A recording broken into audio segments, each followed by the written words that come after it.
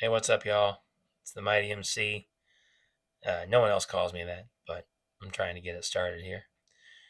Hey, I made a short earlier saying that I was going to make a video of 5 blades under $40, and here it comes. I really enjoy the budget section of pocket knives, the under $100, and there are some under $40 that are really good. And I was going through my collection here, and I found 5 of them I want to talk to you about real quick. I won't make it too long because there's not a ton to say, but the first one is probably a knife you already know. It's one of the more popular budget knives out there. It's the QSP Penguin. My particular model is D2 and some beautiful denim micarta, and it feels really good too.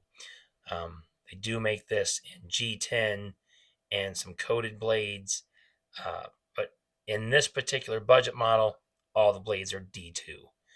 But if you want to know how popular this knife is, just know that they made a mini version. They made a Plus Penguin Plus, which is the XL version.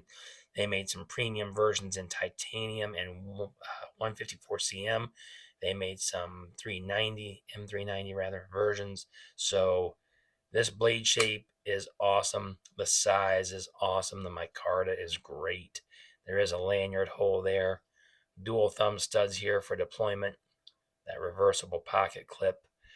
The screws stick up a little bit on the pocket clip. Not great, but not terrible. I don't typically love D2 steel, but on this particular knife, this one's just too good to pass up. This one's around $32. I think the carbon fiber in D2 goes for like $37. But both options under 40. And if you like one of these, I do have a titanium and 154 cm, and it is just as good as this one. So check these guys out, and that's the QSP Penguin. Now, shifting gears a little bit from one of the most well-known knives out there to a complete shot in the dark, I found this one on Amazon, and this is Flissa. I don't know if these even have names or model numbers. This is the 3.5-inch liner lock. They do have this exact model and an axis lock also, but it says it's D2 and G10, and they did a lot of things right with this knife. The flipper tab is excellent. Action's good. And boy, you can reverse flick the heck out of it. That's so nice. I love the blade shape. Lanyard hole. Some nice standoffs. You could put a lanyard on that back one. Also, the pocket clip's not reversible.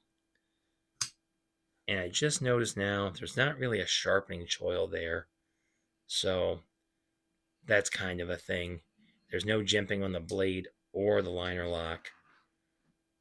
No billboarding on the handle, though. That's beautiful. Just the D2 steel marking and their name on the pocket clip. This one's like $25.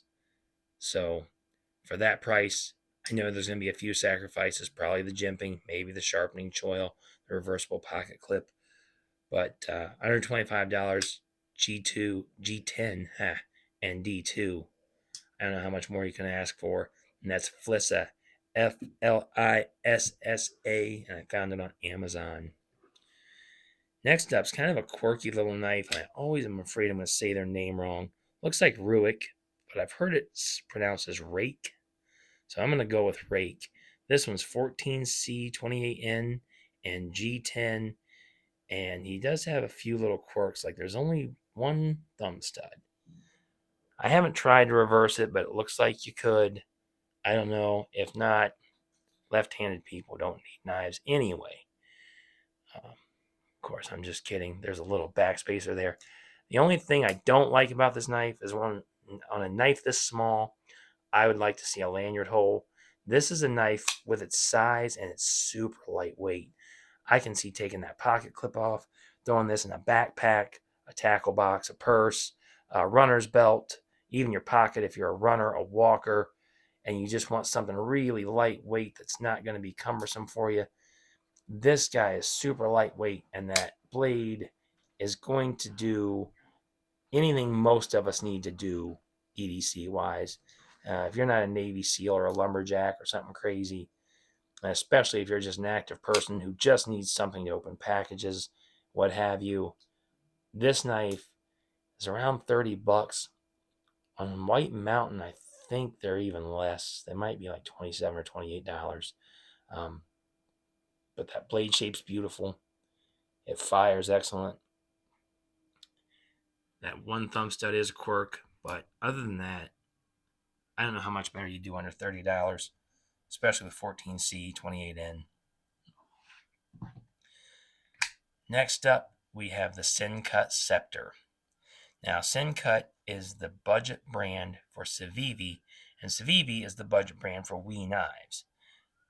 Those facts are important for two reasons. One, this isn't just a budget knife by some random company. This is a budget knife by a company that really knows their way around a knife, because WE knives are excellent. And Civivi works a lot in the $50 to $100 range, and they are excellent. And now Sencut works in the under $50 range, and they are excellent. So that's one reason it's important to know who the parent company is. The other thing is the blade is 9CR, 18 MOV. I'm not crazy about that steel, but I will say this. This is Civivi's 9CR, 18 MOV, and Civivi does 9CR probably better than anybody else in the knife world. So I don't have a problem with that. And for a $35 knife, I really don't have a problem with it. It's micarta. It's really nice micarta too. It's a little grippy, but not too grippy.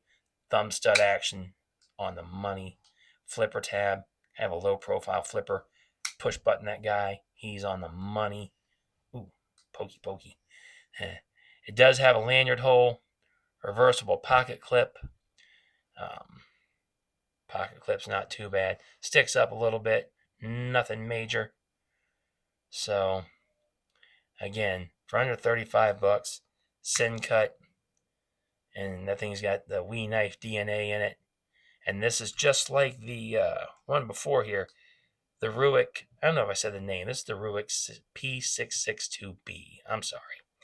But this is another one. It's so lightweight, I can see popping that pocket clip off and throwing this in a bag or whatever you have, and just forgetting he's there until you need something. See that? It bit me. So, the Sencut Scepter. Last but not least is my favorite of the bunch. This is a knife I carry to work. This is the Kubey KU-122. This guy comes in right at 40 bucks. It's D2 and G10. They do have some different colors of G10, and they do have coated blades as well.